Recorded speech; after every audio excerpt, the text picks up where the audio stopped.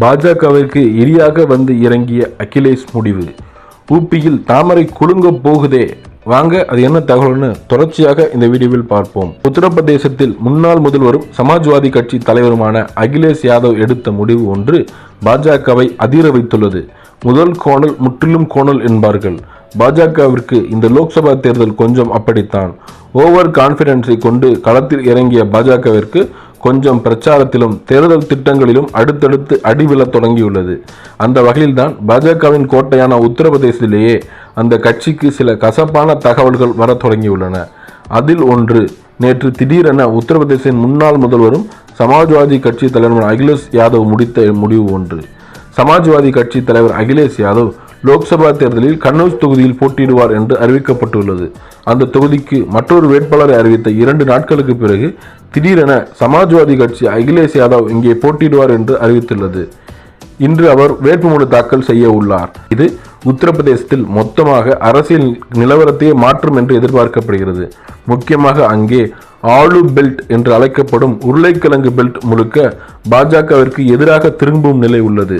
கன்னௌஜ், பிரபோசோத், படவுன் மற்றும் மெயின்புரி உள்ளிட்ட 60% இடங்களை இந்தியா கூட்டணி கைப்பற்றும் சூழ்நிலை உள்ளது.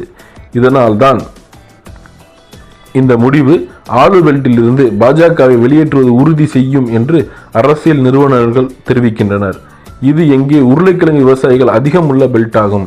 இன்று கன்னௌஜ் தொகுதியில் வேட்புமனு தாக்கல் செய்த அகிலேஷ் யாதவ் தனது வேட்புமனுக்களை தாக்கல் செய்வார் என்று கட்சி தெரிவித்துள்ளது. தமிழ்நாடு மக்களுக்கு புரியும்படி சொல்லுவது என்றால், இப்போது முதல்வர் ஸ்டாலின் திடீரென சட்டசபை தேர்தலில் போட்டியிடுகிறார் என்று வைத்துக் கொள்வோம். அது எந்த மாதிரியான அரசியல் மாற்றங்களை எல்லாம் ஏற்படுத்தும். மொத்தம் கொங்கு பெல்ட்டும் இதனால் திமுகவிற்கு சாதகமாக கூட மாறும் நிலை ஏற்படும். அப்படி ஒரு முடிவை தான் லோக்சபா தேர்தலில் அகிலேஷ் யாதவ் எடுத்துள்ளார். அங்கே அகிலேஷ் யாதவ் பிடிஏ என்ற அஸ்திரத்தை எடுத்துள்ளார். பாஜகவிற்கு என்டிஏ கூட்டணிக்கு எதிராக பிடிஏ என்ற அஸ்திரத்தை எடுத்துள்ளார். பிச்சட்டே, பிற்படுத்தப்பட்டவர்கள், தலித்துகள் மற்றும் மைனாரிட்டி என்பதைத்தான் பிடிஏ என்று கூறுவார்கள். இந்த முழக்கத்தோடு அவர் கன்னௌஜ் தொகுதியில் வேட்புமனு தாக்கல் செய்ய உள்ளார். 1998 முதல் 2014 வரை கன்னௌஜ் தொகுதி சமாஜ்வாதி இருந்த தொகுதி. கடந்த முறை இங்கே 2019 பாஜக வென்றது. அதுவும் அகிலேஷ், அவரின் அப்பா முலாயம் அகிலேஷ், மனைவியின் டிம்பிள் என்று பலரும் வென்ற தொகுதி. இங்கேதான் தற்போது அகிலேஷ் யாதவ் மீண்டும் போட்டியிட செய்துள்ளார். ஏற்கனவே உத்தரப்பிரதேசத்தில் பாஜக வேட்பாளருக்கு வாக்களிக்க கூடாது, பாஜகவை வீழ்த்தி வாய்ப்புள்ள வாய்ப்பாளர்களை மட்டுமே நிறுத்த வேண்டும் என்று ராஜ்புத் உள்ளிட்ட சத்திரிய சாதியினர் பஞ்சாயத்தில் முடிவு எடுக்கப்பட்டுள்ளது.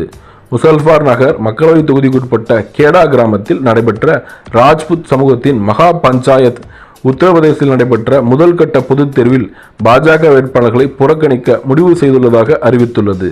வேலையின்மை, அக்னிவீர் திட்டம் மற்றும் ராஜ்புத் சமாஜ் அவமதிப்பு போன்ற காரணங்களால் இந்த முடிவு எடுக்கப்பட்டுள்ளதாக அறிவித்துள்ளனர்.